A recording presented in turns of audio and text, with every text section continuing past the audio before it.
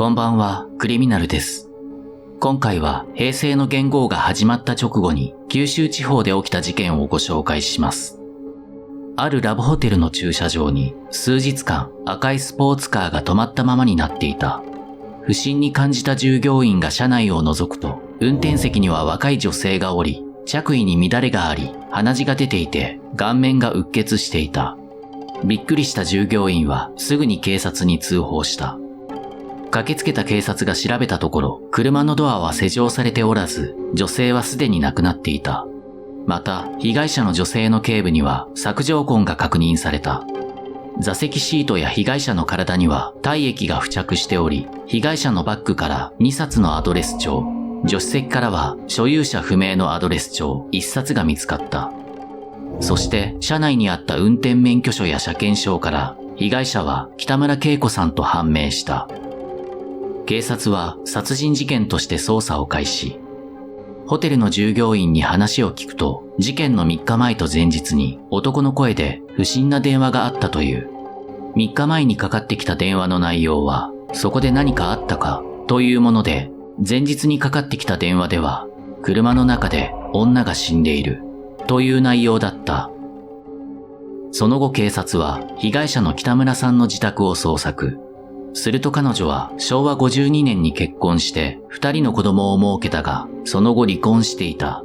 また、離婚してから昭和59年までの間、3人の男性と恋仲になっており、事件当時は理容師として働く傍ら、夜はデートクラブで働き、愛人バンクに登録しているという噂があった。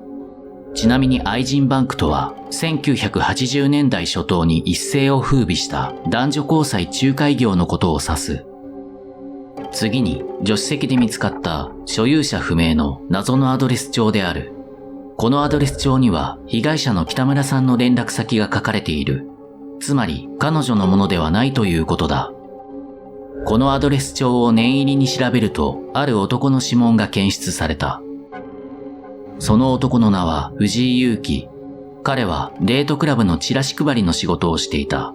警察は内偵を進めた後に藤井に任意同行を求め事情を聞いた。すると藤井は被害者のことは全く知らない。そのアドレス帳はビラ配りをしていた際に拾ったものだが、いつの間にか落としてしまったと語り、事件のあった日は朝まで飲んでいたと話した。この藤井の供述には偽りがなく、アリバイもあった。また、現場で採取された体液と血液型が違ったため、藤井は捜査線上から外れることとなった。並行してアドレス帳に載っていた佐藤という男にも事情を聞いた。すると佐藤は、このアドレス帳は私のもので、電話ボックスに置き忘れてしまったと話した。ただ、アドレス帳に被害者の連絡先を書いた覚えはないとし、きっと拾った人物が書き加えたのだろう、と彼は語った。確かに被害者の名前と連絡先だけ明らかに筆跡が違っている。また一つ気になる点がある。それは被害者の名前の村の漢字の点の部分が抜けていることだ。つまり被害者の名前を書いた人物は誤字をしている。では一体これは誰が書いたのか。捜査が振り出しに戻ってしまった上、謎は深まった。次に警察は被害者が参加していた社会人ダンスサークルに事情を聞きに行った。すると被害者は事件前にある男性と温泉旅行に行ったが、男性のいびきがうるさくて眠れなかったと知人に話していたことが分かった。警察はその温泉へと出向き、同行者の割り出しを行った。するとその人物は沢村忠という公務員の男であることが判明した。沢村に事情を聞いたところ、被害者の北村さんとは昭和60年に愛人バンクで知り合い、その後交際していたと話した。捜査員はこの沢村が犯人かと息巻いたが、彼には完璧なアリバイがあった。こうして藤井や佐藤に続き、この沢村も捜査線上から外れることとなったが、北村さんが愛人バンクを通して不特定多数の男性と会っていることは事実となった。その後警察が愛人バンクの調査を進めると、北村さんは4つの愛人バンクに会員として登録していたことが判明。また、彼女の手帳には稼働状況と収入が記されており、昭和60年から63年までの間、2600万円の収入を上げていたことが分かった。また、事件のあった日も愛人バンクの客と会っていたと書かれていたが、会った相手の名前までは記されていなかった。警察の上層部は被害者のアドレス帳に載っている人物を一人ずつ当たれ、筆跡も確認しろ、と一斉に指示を出した。そこで捜査員は根気よく連絡先が書かれていた人物を訪ねて回った。すると過去に被害者と交際していたある男の存在が浮かび上がった。その男の名は坂田大志。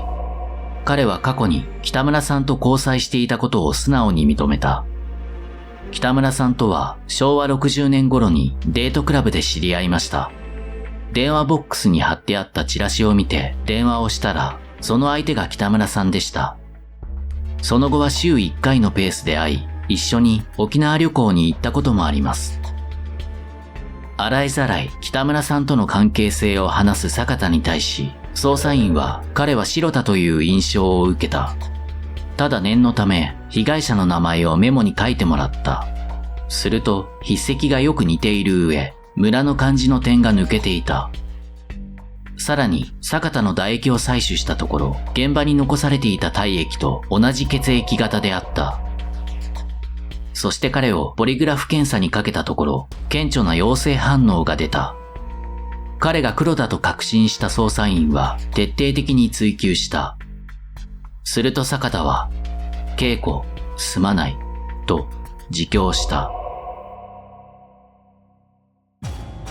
昭和60年の夏、坂田はデートクラブを通じて北村さんと出会った。週1回のペースで会ううち、彼は彼女に恋心を抱いた。一緒に旅行に行くようになった頃、北村さんが引っ越しをしたいからお金を貸してほしいと言ってきた。その額は28万円。坂田は言われた通りの額を融通した。そして北村さんは引っ越しをしたが、坂田に住所は教えず、電話番号だけを教えた。その後北村さんは、兄が入院した。しばらく看病する。と坂田に電話で告げ、それから2年間音信不通となってしまう。坂田は悶々としながら、ひたすら留守番電話に伝言を残し続けた。再び連絡が取れるようになったのは、昭和63年の秋である。北村さんから連絡が入り、坂田は喜んだ。しかし、それもつかの間、再び連絡が途絶え始め、たまに連絡が取れても、今お金がないからもう少し待って、と言って会ってくれない。そして、事件当日、北村さんから連絡があった。午後4時にあの本屋まで来て、お金を持っていく。北村さんに会えることと貸したお金が返ってくるということで、坂田は軽い足取りで本屋へと向かった。赤いスポーツカーに乗って現れた北村さんは、喫茶店にでも行こうという坂田の言葉を無視して、ラブホテルへ車を走らせた。駐車場に着き、ホテルに入ろうという北村さんに対し、坂田は、金がないからここで話そうと言った。すると北村さんは、何を解消なし。あんたとはこれが最後。もう二度と会わない。と告げた。それを聞いた坂田は頭に血が上り、事前に用意していた紐で北村さんの首を絞めた。そして北村さんの所持金を盗み、彼女を車に残したまま逃走したのであった。一通り話を聞き終えた捜査員には気になる点があった。それは現場に残されていた体液だ。車内でそういった行為があったのかと思いきや、話を聞く限りない。単刀直入にそのことを聞くと、彼は明かした。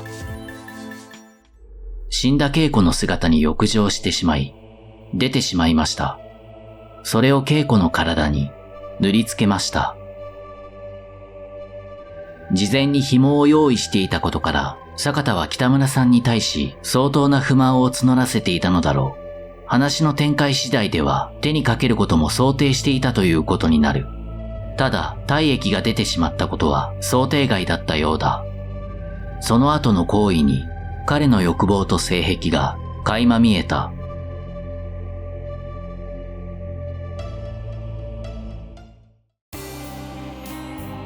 この事件は愛と金が絡んだ事件でした。